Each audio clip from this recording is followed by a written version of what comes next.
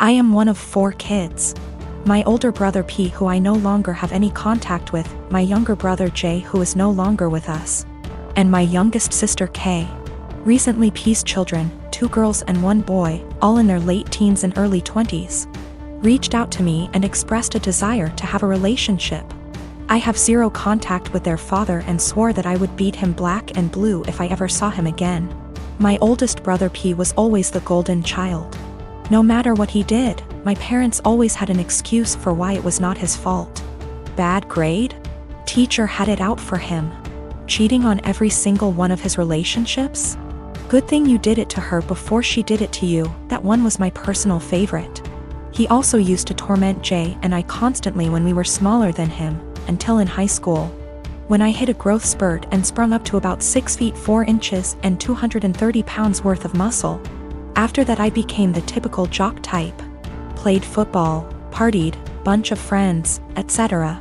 Well, my younger brother, Jay, didn't get as lucky and stayed pretty small and scrawny throughout high school and college, only getting up to about 5 feet 8 inches, and didn't have a super active social life. Despite the difference in our schooling experience, I was always very protective of Jay, especially since we were always having to put up with P's bullshit, which stopped once he realized I could pound him into the ground and not break a sweat, as he was also a lot smaller than me at only 5 feet 10 inches. Not much to say about Kay. She was a great younger sister and P didn't dare mess with her or he would incur the wrath of our mother. So, in the late 90s, Jay met his first real girlfriend, A, and was over the moon about her. He spent every spare moment with her, and when he wasn't with her, he would do nothing but gush about her. I had never seen him so happy. Well, one day, he comes to us, all smiles, and announces that A is pregnant and they are expecting. The mood quickly turned, however, when a week later it came out that A had been cheating on Jay for the duration of their relationship with our older brother P. This broke my brother, and of course P, being the golden shit that he is, didn't even get a disappointed glance from our parents. To this day I have never seen someone look so broken as Jay had looked the last time I saw him. I believe his heartache was only compounded by the fact that my parents basically told him to get over it and be happy for our brother. Well, about a week after this revelation came to light, Jay took his own life. I had never been so sad and angry at the same time in my entire life. Sad that I would never see my brother again, and the pure rage of knowing that this was my brother and parents' fault. During the funeral, P walked in with A and I saw red. Thankfully I had other family there to stop me from doing anything stupid, but I told P that if I ever saw him again, I would kill him. Shortly after that, I cut contact with 90% of my family, with the exception of K and a cousin I had always been close with, because everyone except them wanted to make excuses for my parents and P. Even though my sister was just as crushed about Jay's death as I was and was angry for a long time. She and her then boyfriend, future husband, hit a financial rough patch after graduating college and were forced to move in with our parents. Due to unrelated drama at the time, they couldn't stay with me. So my sister stayed with them for several years, and over that time their relationship improved, and even though I wasn't thrilled at the time, I understood. She still doesn't really have a relationship with P, but is cordial if they meet. I don't blame her, because our parents did a lot for her and daughters love their cousins. So I didn't want to put her in that kind of position of choosing. I never had any kids, and truth be told, I never wanted any. I much preferred the role of the fun uncle. Kay met a great guy and had 2 daughters, who I absolutely adore. P had 2 more kids with A before cheating on her and splitting, and I've never met any of them. My parents have tried to make contact a handful of times, but I always told them to kick rocks. So last week, I'm chatting with Kay's daughters, 19 and 17. And they mentioned that their cousins have wanted to meet me for a long time and were hoping I would be willing to meet them as well. I don't believe they know everything that transpired between their dad and I, but I would be lying if I said I never had any desire to meet them. This happened during this weekend, me being in my early 30s and my GF in her late 20s. I was invited to a wedding ceremony of a colleague and could bring someone with me. I asked my girlfriend that I've been dating for a year if she would like to join me, and she was really happy because she apparently loves weddings. Since we don't live together, I drove to pick her up so we'd have some time to spare before the ceremony.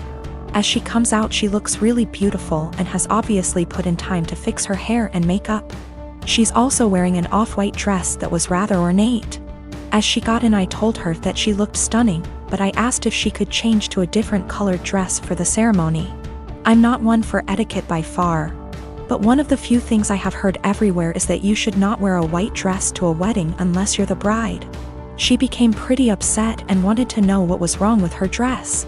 I said that it would be inappropriate to wear a white or off-white dress unless you're the bride, and that it's like wedding law or something.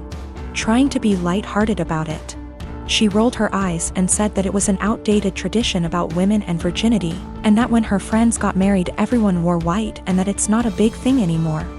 I told her that I don't know what the dress code is for this ceremony, but since it's not saying all white clothes, I still thought she should change to another color, but white or almost white, because my colleague was getting married and we had no idea how she felt about it.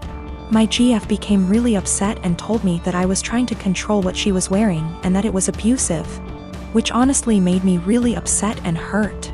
I said something along the lines of, well, you shouldn't go to a wedding with an abuser then, and then I told her to off out of my car. She began to cry and wanted to apologize and give me a hug, but I just told her to get out, which she did. To clarify, we never left the driveway by her home. I did not drop her off in the middle of nowhere or anything like that. I drove off and she called and texted me a bunch. I answered, I don't want to talk right now, and then turned my phone off and attended the ceremony. The bride was the only one that was wearing white, so I feel as if my gut feeling was the right one.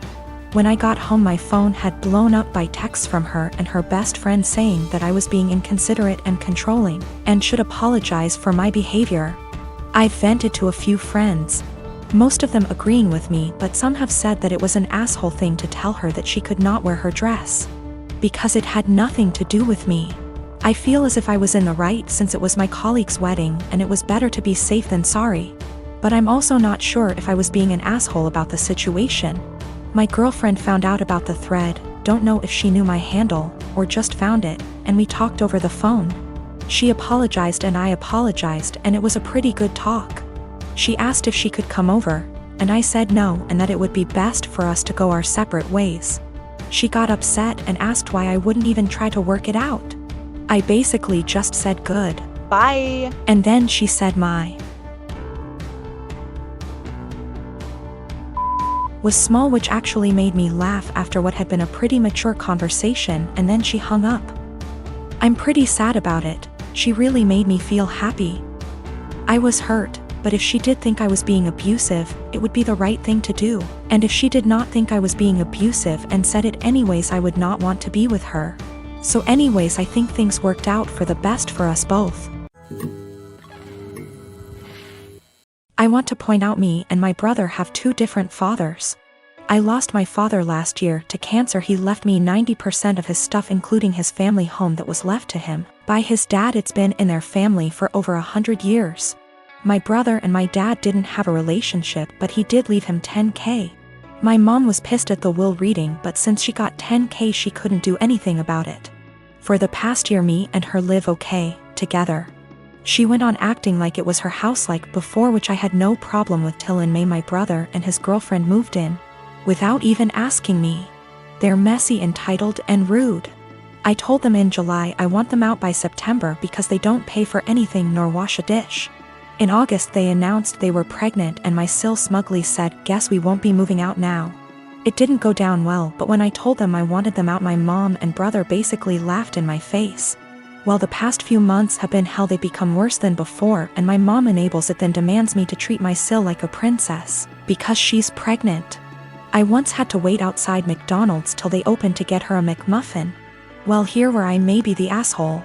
Because my sil is pregnant, she eats everything she sees, like the cupcakes my friend made me for my birthday. She ate all 6, didn't even get to try them. I can't even make my lunch the night before because when I go to get it, it will be gone. She'll have a smug look on her face while rubbing her belly, then laugh and say, I couldn't help myself, blame the baby. If I put stuff in my room, my mom will open the door with the spare key. Sil can go through my mini fridge. Well, a week ago I was running late to collage. I didn't have time for my breakfast or to make lunch, and I had to go to work straight after, so all I had that day was a bar of chocolate. When I got home I was starving. I made myself dinner. While it was cooling down I went to use the bathroom. I must have been in there 10 minutes at most. By the time I came out she had 70% of my dinner ate. And I literally lost my shit. Of course she started crying. My mom and brother started screaming at me for making her cry, making excuses, like how she couldn't help it and it was my fault for leaving food around her. Well, I had enough. I told them get out, just like before I got mocked. But here's the thing, back in October my uncle offered me a life-changing amount of money for the house. I called him up crying a few days ago explaining the situation. He said he'd buy the house, but he will evict my mom and brother. They OFC didn't take it too well and I have had to stay with a friend. I've been receiving texts and I'm being tagged in multiple posts on social media.